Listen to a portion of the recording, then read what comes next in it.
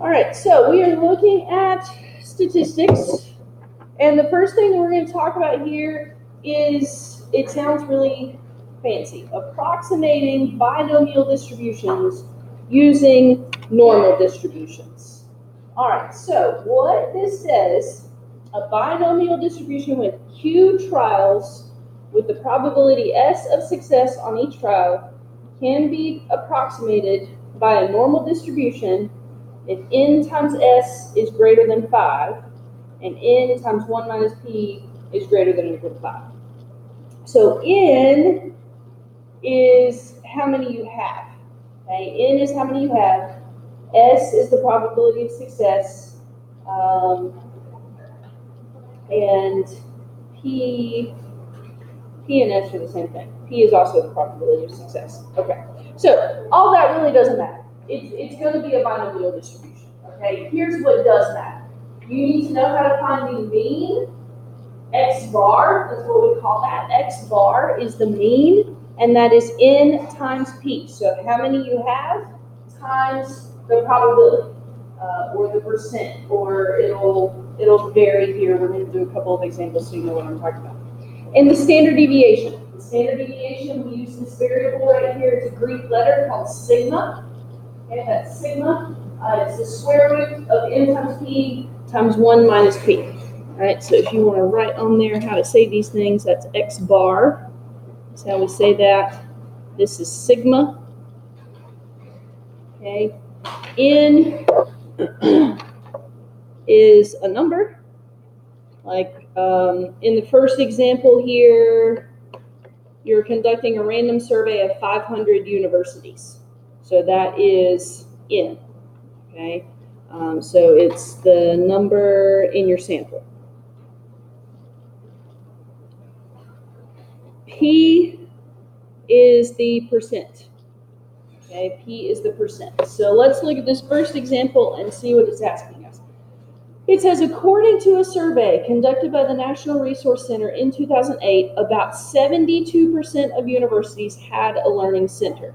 You are conducting a random survey of 500 universities. What is the probability of finding at most 350 universities that have a learning center? So what we have to do is we need to find our mean and our standard deviation for this particular sample. So as I mentioned, n is the number in your sample. So you're conducting a random survey of 500 universities. So n is 500. P is the percent of whatever we're talking about. So we're talking about what percent has a learning center. So that's 72% that they found. You always need to express that in decimal form. So you got to convert percents to decimal, move it 2 places to the left there. Okay. So to calculate x bar is n times p, so 500 times 0.72. So that gives us 360. We need to find sigma. It's like a little O with a tail on it, so to speak. Square root of n times p, so 500 times 0.72 times 1 minus 0.72. You just type all that into your calculator, and you get the number, and it is approximately 10. Standard deviation is approximately 10. So what do we do with that? Well, here's what we do. The question that they're asking is, what's the probability that at most 350 have a learning center? So we need to find out how many standard deviations is what we're looking for away from our mean. So what we're looking for is 350. That's 10 less than the mean. Okay, you can also set it up like this. You take the number that you want minus your mean and divide it by the standard deviation. Okay, the number you want minus the mean over the standard deviation. That gives us -1. That means that is 1 standard deviation below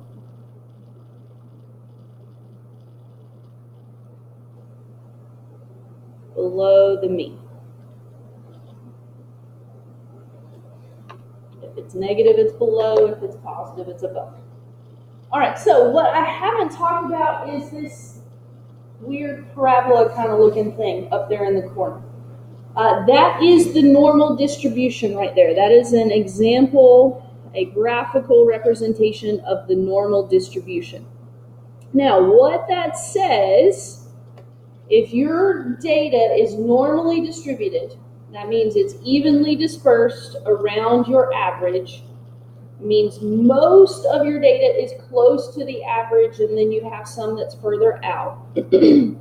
What this represents, that first line to the left and to the right of your average there represents 1 standard deviation below, 1 standard deviation above. X minus sigma, X bar plus sigma. 1 standard deviation below, 1 standard deviation above. What that means is 34% of your data, or there's a 34% probability that you are between 1 standard deviation below and the mean. Okay? If we work our way out, we've got 2 standard deviations, and then we have 3 standard deviations. Now, something that is not on your picture there is that when it is outside of the 3 standard deviations, it's 0.15%. So 0.15%, you need to write that on the ends here. Okay, you got 0.15%. Because if you didn't have that, all those numbers don't add up to 100. They're close, but they're missing 0.3%. Okay, so this is something called the empirical rule. The empirical rule.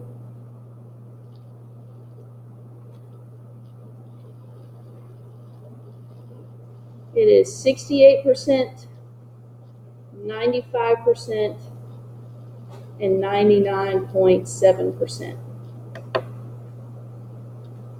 What that says is that there's a 68% chance that your whatever you're talking about is within 1 standard deviation below and above. 34 plus 34 is 68. Okay. Below, 1 below, 1 above, 68% chance. If you go to 2 standard deviations, so you go further on each end, you got 95%. If you have 13.5, 34, 34, and 13.5, you're going to end up with 95%. And then up here it says 2.25, it's supposed to be 2.35. Okay. So when you're within 3 standard deviations below and above, you got 99.7% chance that you are within 3 standard deviations above or 3 standard deviations below, and then outside of that, very slim chance that you are outside of 3 standard deviations in either direction. Okay? All right, so let's go back to our question at hand. How do we answer this? It says the probability of finding at most 350. So 350 was 1 standard deviation below the mean. So we are sitting, you got room there, draw yourself a little example of this particular scenario. 350 is right here. We want to find at most 350. So we're talking about everything up to the 350.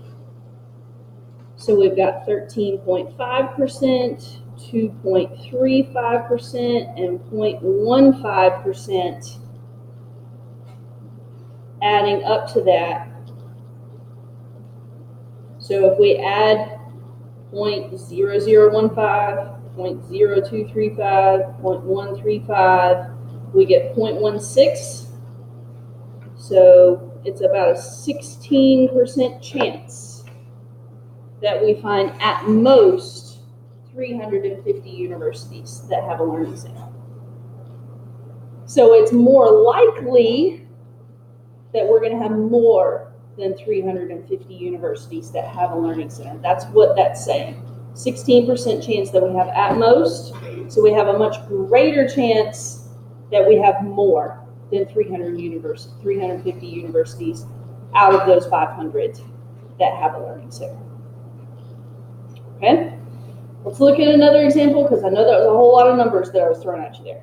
Okay? So let's look at example 2. This is not on your paper. Example 1 is completely worked out there on your paper, but you got a little blank space there under example 1, so you can jot down the specifics here for example number 2. Courtney makes 80% of the free throws she attempts. She often stays after practice to shoot free throws in sets of 10. What is the probability that she makes between 5 and 9 free throws? So let's work it out. N is 10. That's the number in our sample. We're talking about 10 free throws right here.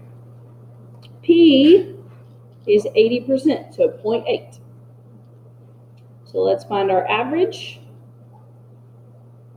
Your number times your percent. So the average is 8 out of 10. That's 80%. That one's kind of easy to figure out, right? Our sigma is the square root of N times P times 1 minus P. And let me see here. I can't remember what that number is. Somebody work that out real quick for me, please. 10 times 0.8 times 0.2 square root.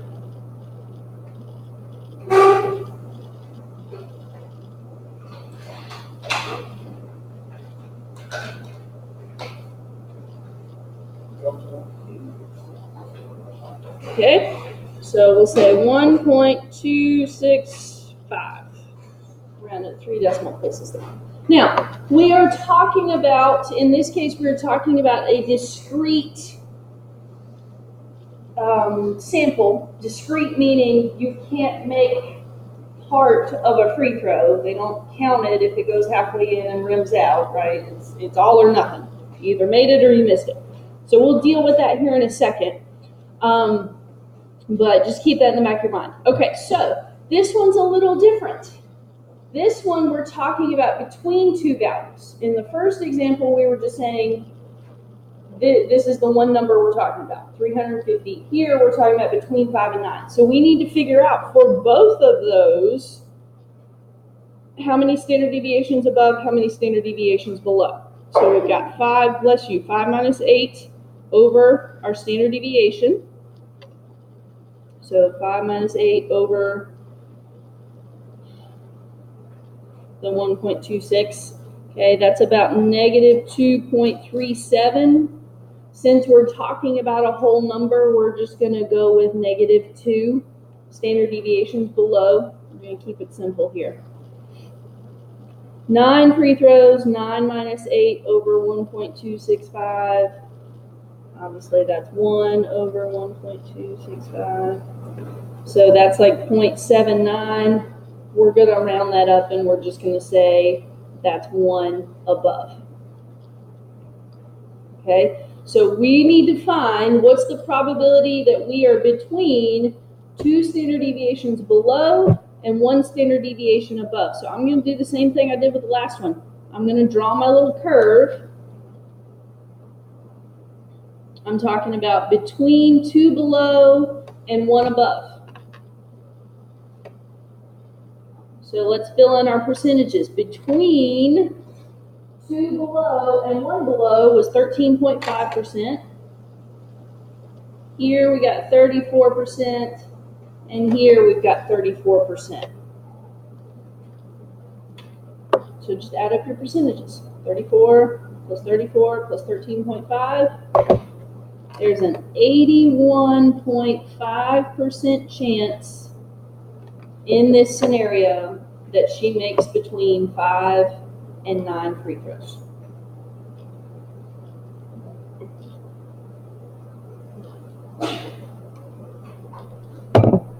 Okay? Any questions about that there? Okay, I want y'all to try some there.